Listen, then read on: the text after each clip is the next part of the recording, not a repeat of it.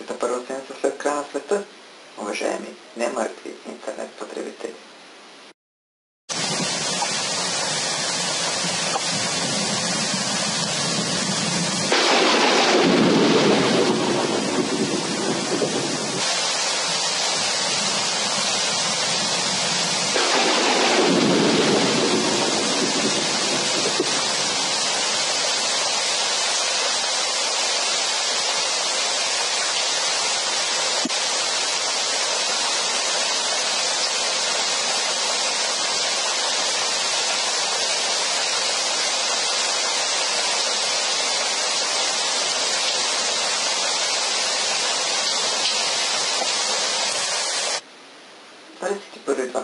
Вече мина. Ние все още сме живи. Но какво загубихме? Загубихме няколко големи личности. Затова смятам да ги отбележа. Първата личност, която бих посочил, е Рей Бредбъри, американски писател. Прави каквото обичаш и обичай каквото правиш. Не се нуждая от аларма. Идеите ме будят. Не вярвам в сериозността. Животът е прекалено сериозен, за да бъде взиман на сериозно. Следва Уитни Хюстън. Тя също почина през миналата 2012 година. Вярвам, че децата са бъдещето. Научете ги добре и ги оставете да си следват пътя. Покажете им цялата красота, която носят в себе си. Загубихме големи личности не само в световен план. Това в България също имахме нелеки загуби. Загубихме актьорите Мило Шопов и Коста Цонев.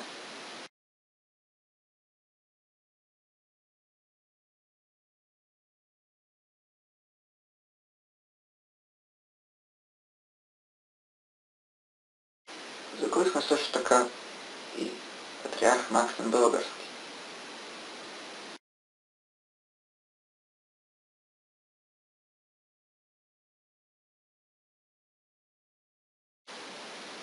За най-накрая поставих една личност, която ме развълнува най-много със своето изказване. Надявам се, че ще ви впечатли и вас. До такава степен ще ви развълнува. Това е всичко от мен за сега. Това беше Междинна зона. Аз съм Валентин Минков. Останете с изказването на Георги Калуянчев.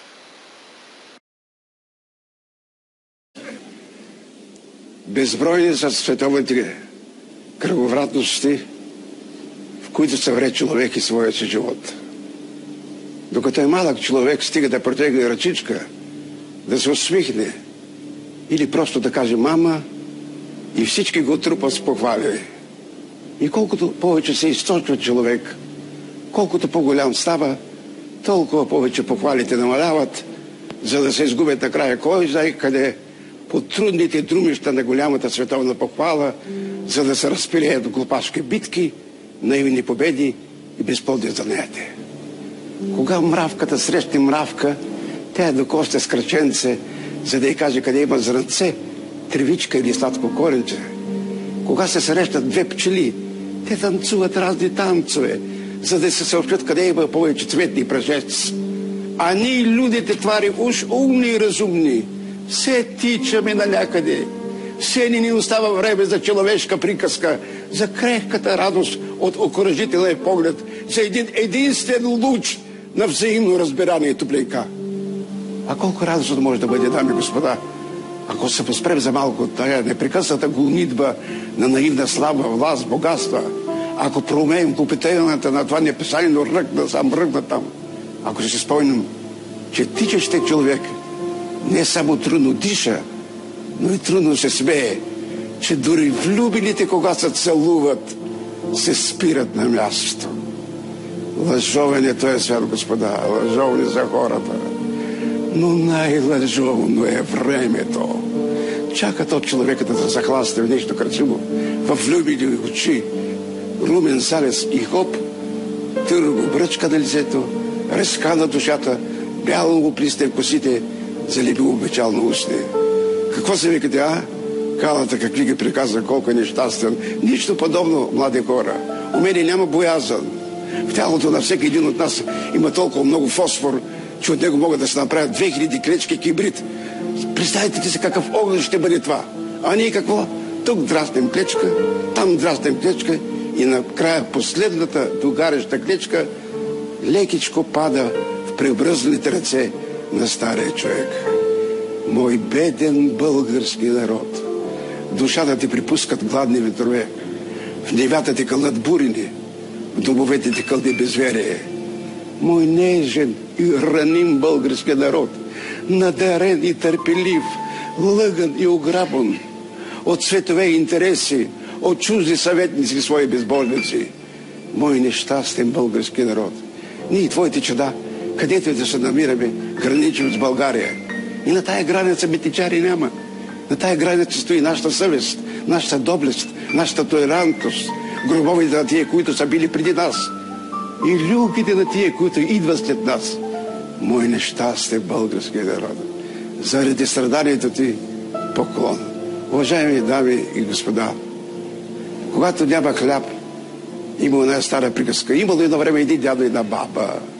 Когато няма сол, има сълзи. И от тях ще я добием.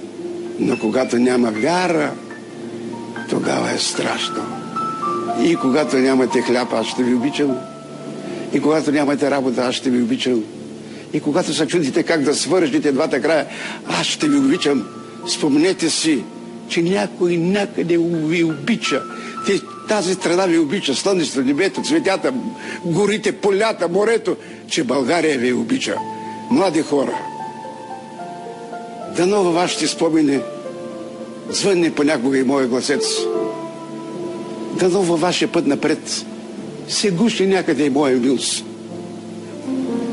Дано когато ме е доста тъжничко или веселичко, си спомните се оня стар господин. Георги Калоянчев.